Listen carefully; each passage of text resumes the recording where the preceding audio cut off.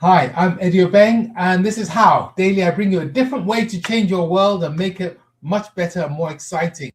Today, I have a special treat for you, which will allow you to emotionally manage your world so it's a much better place. It's called a moodogram, and it's useful for planning and also for reviewing. Let's jump onto Cube and let's have a look and see what we can find.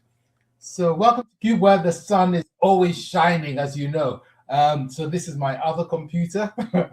So this is me jumping up and down and stuff like that, just misbehaving.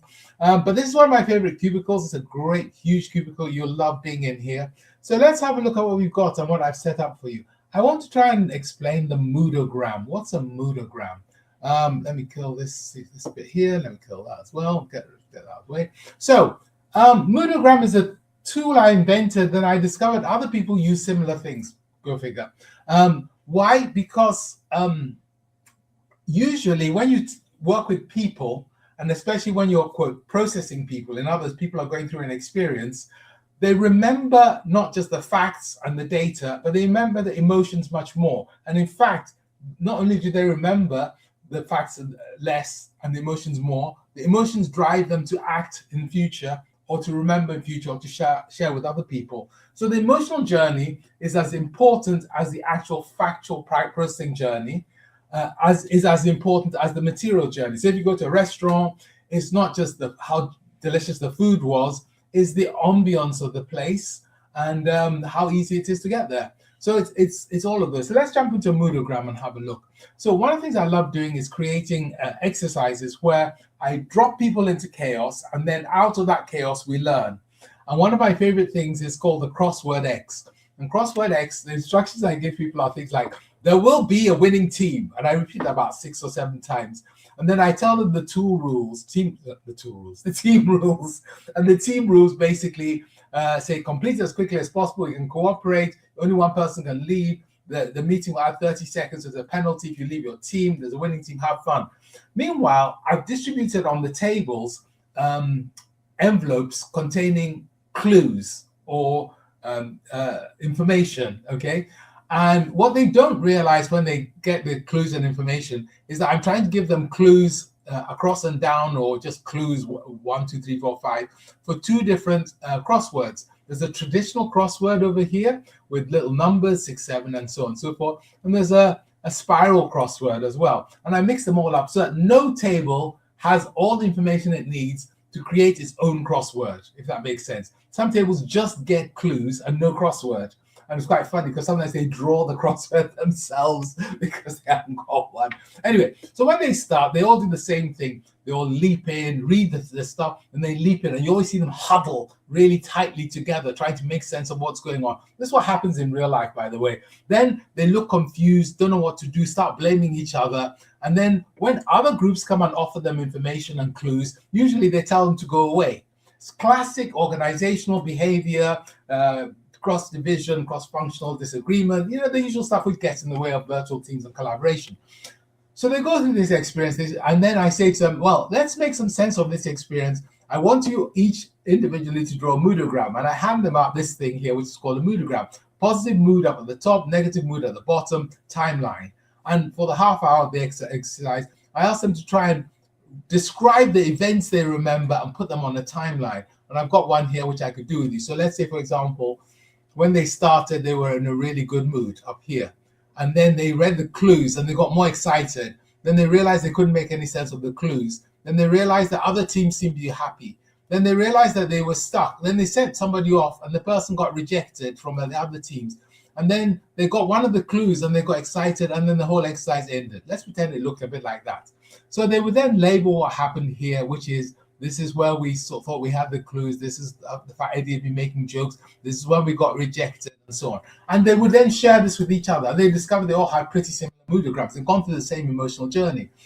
And then I would systematically take each of these points and explain what was going on and how you deal with it in real life and what you should expect. Because it's a pattern. Life is made out of patterns. And they would end. So we would review it by looking at their emotions. Then we would see which actions we might have taken in order to have different outcomes. And then we'd discuss how they would take this back to work and so on and so forth, okay? So that's how you use a moodogram for review. and reflection, which is the top one here. But you would also, once upon a time, have perhaps queued up to go to the cinema. It's best if you're queuing in the rain. I couldn't find a picture of people queuing in the rain. Okay, if you're queuing in the rain, it's horrible. I don't know if this film is really good, but it's really horrible right now. Okay, so you then get into the cinema, and in no time at all, you're enjoying yourself and laughing away. Ha ha ha ha ha. And how do they do that? Well, what happens is in films they also have midograms. They call them a story arc. And there are about half a dozen of them for all the films on the planet ever made. One of the most common is called Man in a Hole.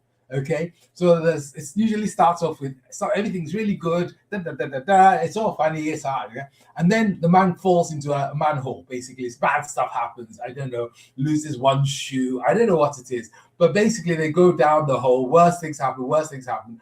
Then you get to the turning point, the sort of point of redemption, where suddenly they start to come back up, and then the film ends happy. So this sort of story arc is very, very common. The other one, which is probably the most famous story arc of all, of course, is the Cinderella story arc, where it's really miserable. Cinderella's hungry, poor, living in the ashes, two horrible sisters, ugly sisters. Then she goes to the ball. Then she has to leave the ball at midnight. Bong, bong, bong. And then she goes all the way down. Then she's miserable again. And then the prince comes and finds her and she's happy. Okay, so that's the Cinderella story arc. So it's the sort of moodogram. And that's what they use in the cinema to get you going, okay? And it seems to work quite well for most people. And that's great. But when people are designing a course, I've just got a flow chart of a course. The reason the experiences are so bad are because when you design the course, they tend to miss out bits. And the bits they miss out are the moodogram. So if you use the course designer on Cube, you put the what, the how, the who, the where, who's leading it, and then there's a moodogram here, basically saying, what are you doing in terms of positive and negative? I've turned the moodogram through 90 degrees so you can follow it through. And if you do a good job of it, you'll then be in a position where you can have people thinking, probably I'll come closer to this, thinking, laughing, engaging, discussing. So you plan the moodogram so that the journey which people take is exactly what you want, as opposed to just a random one. And if you want a high score at the end, guess what? You finish with a high score up here. If you want them to go through a disconfirmation so they realize that things are bad, don't be surprised when everyone's in a bad mood, because you plan that in. So that's a moodogram. You can use it for planning. You can use it for reflection. It's really crucial because when you're dealing with people, you're dealing with their emotions, and you need a way of visualizing it. The other way I've used it also is when people go through things like team experiences, and I get them to draw their moodograms and they don't match.